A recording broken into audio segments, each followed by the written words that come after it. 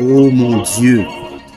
J'ai maladroitement essuyé ses yeux en larmes de mon mouchoir parfumé d'oxyde de carbone, d'un nœud allumé, tout en essayant de lui faire comprendre que ces crimes et violences gratuits ne sont que de la création de l'homme. Par conséquent, passagers, éphémères, ils ne peuvent subsister pour toujours, et que nous ne devrions jamais nous laisser affliger par eux. Dieu n'a pas créé la guerre. L'homme, par contre, en est le seul auteur. Dans sa folie de dominer ses semblables et de leur voler cette parcelle de paix, de liberté et de quiétude que le ciel leur a donnée, crée alors la violence, entraînant les guerres et les misères. Voilà comment nous récréons cette lance à percer le cœur et les côtes du Christ, lui qui a instauré l'une des premières des milliers de mille et une œuvres de paix qu'il a réalisées. Et nous sommes appelés, nous autres, à réaliser les nôtres, jusqu'à l'accomplissement de ce grand rêve divin d'unifier toute la terre en une seule race.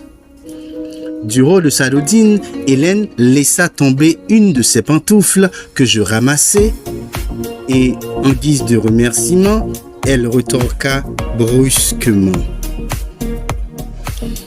Penses-tu qu'avec ses préjugés de toutes sortes, de classes, de races et de couleurs, le monde un jour s'unifiera?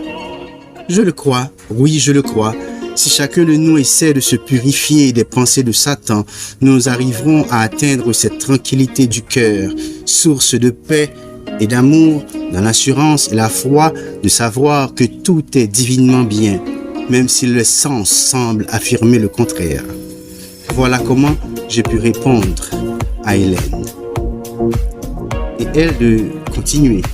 Mais comment alors se purifier des pensées de Satan quand je n'ai pas de pain à donner à mon enfant, quand l'argent se fait rare, quand mon mari est kidnappé?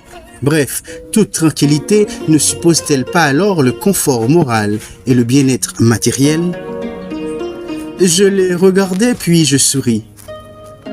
L'argent n'a jamais produit le bonheur de l'homme. Certes, il peut contribuer à un certain état passager de pseudo-bonheur et de plaisir. Cependant, cela ne résulte en aucune sorte de la paix. Il est vrai qu'avec un peu d'argent en poche, on a sa paix et son repos d'esprit avec les factures qui nous assaillent, ces raptes qui nous transpercent nos cœurs, de leur âme et leur drogue si cruelle. Un peu d'argent et leurs otages sont libérés. Ils peuvent alors retrouver leur famille, même si ces malheureux otages laissent parfois leur peau. Cependant, allons à nouveau à la source des choses. Qu'est-ce qui fait que le voleur me vole, que le kidnappeur m'apprivoise, que la souffrance bat son plein en notre monde? Rien que à de milliers de croyances et de sectes religieuses à travers le monde entier. Assurément, Jésus savait que son corps immolé comme un agneau était une œuvre de haine, de guerre et de vengeance qui ouvrira plus tard la voie à la paix sur la terre. De sorte qu'il affirma clairement, nous serons appelés fils de Dieu si nous faisons de notre mieux pour procurer à nous-mêmes et aux autres la paix. Matthieu 5, verset 9. Assoupissant la colère de Dessalines, elle n'a fait exception de personne, jusqu'à protéger la vie même des ennemis de la patrie. Harriet Tubman et ses actes de bravoure et d'intrépidité en vue d'aider d'autres esclaves, comme elle le fut, à se libérer du poids de l'esclavage. Simone Ovid Duvalier, une femme de cœur, et tous ceux et toutes celles qui, dans une mesure ou une autre, ont fait de leur vie un acte et une œuvre de paix. Mais moi, dans mon lit ou dans la rue, je rêve.